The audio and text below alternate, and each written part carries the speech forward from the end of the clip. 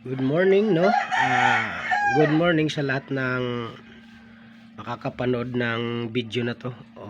Magandang araw sa inyong lahat. May share lang ako na experience ko. First time ko kasing gumamit ng incubator. Bali, syempre dahil first time, nagkaroon din tayo ng research kung paano ba natin gamitin para maging effective yung pag-incubate natin. Natural yan sa mga beginner na kailangan natin mag-research anong klaseng incubator ba yung bibilhin natin na swak sa budget natin na effective naman. So, bakit ba ako bumili ng incubator? Kasi nga, mayroon akong broodcock na matanda na isinalang ko sa inahin. At yung inahin naman, kahit may nakalagay na tubig, sinisip-sip niya yung itlog. Hindi siya nag-iipon ng mga itlog. Bali pagka itlog niya, pagkalabas ng itlog, sinisip-sip. So ang ginawa ko, binantayan paminsan-minsan. Pagka hindi nasisip-sip, itinatabi pag naabutan. So nakapagtabi rin ng 6 na itlog. Itinatabi ko lang yon. Balak ko lang naman sana isali sa pagpapalimlim sa ibang inahin ko. Kasi mahalaga sa akin yung broodcock na yon dahil 2 times winner yon na Hatch-Kelso. Kaso nga lang nitong nakaraan, dahil nga yung panahon mainit sa araw at malamig sa gabi, nagulat na lang ako, biglang namatay yung broodcock. May katandaan na rin yun, nasa 6 years na rin. So wala pa akong palahi nun, kaya ayun yung itinabi kong itlog na 6 na piraso, no? So naobliga akong bumili ng incubator sa online through Shopee. So ang nahanap ko na model ng incubator fully automatic, no? May egg turner siya, 24 seater lang. Tapos ito yung harapan, no? Ayan yung harapan ng incubator. Tapos wala lang siyang kasamang humidity sensor. Ito bali biniltin ko na lang ito. Bumili na lang ako ng separate na hygrometer o humidity sensor. Tapos biniltin ko na lang siya diyan. Bali pagdating sa akin, ang incubator na to, no, mayroon siyang kasama sa pang egg cuddling, mayroong ilaw, mayroong air vent, no, isa. Ang ginawa ko, nagdagdag ako ng butas. Ayan, dalawang butas para hindi ako mahirapan mag-control ng humidity. Pero dito sa dalawa pa lang, hindi na okay na siya. So ito, nilagyan ko lang to ng masking tape. So kailan ko lang to binuksan nung nag-hatch na yung mga sisiw para mas gumanda yung air vent natin. Po sa likod naman nito, mayroon siyang inlet, 3 inlet yan para sa paglalagyan ng tubig. So, dalawa lang ang nilagyan ko ng tank niya kasi konti lang naman yung nakasalang na itlog. So ito pang 21 days na ngayon. Natuwa din ako kasi yung 6 na itlog na isinalang ko rito, after 10 days nung cuddling ko, yung 2 walang similya, yung 4 meron. So yun ang itinuloy ko, yung 4 tinanggal ko na yung 2. Tapos sa gahapon pang 20 days napisa na kaagad yung 3. Yung pinakabunsong itlog, yung pinakahuling itlog pang kagabi siya napisa. Bali at 21 days kagabi kasi gabi ko to sinalang So lahat sila napisa, kaya nakakatuwa. Tsaka malulusog naman sila. So mamayang hapon, saktong 21 days, kaya harvest ko na yan, lilipat ko na yan.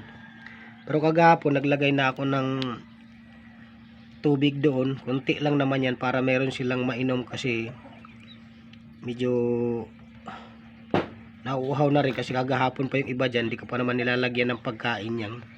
Parang cleansing na rin nila. Paano bang sistema ang ginawa ko rito para maging effective, no?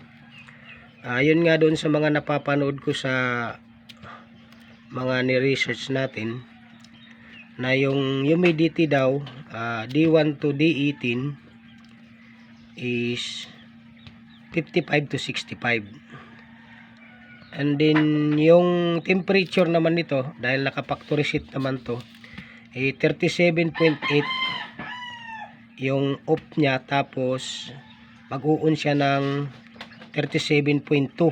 So wala naman akong binago doon kasi naka-factory sheet yun. So yung ginawa ko, so sinunod ko yung 55 to 65 na humidity, D1 to D18. And then sabi nga din ng napapanood natin ng mga nagtuturo na pagdating ng D18 kahit naman dito sa manual ng incubator, mayroon din siyang manual na i-off na yung egg turner niya, yung automatic. So tatanggalin na yung sakit ng egg turner, hayaan na lang yung itlog na mag-hatch, no? So sa akin nga is nagkamali ako dun sa date dahil medyo excited ako, ano, pang 16 days pa lang, 16 days ng gabi, hininto ko na yung yung egg turner niya. Nagkamali ako dun sa date, naisali ko yung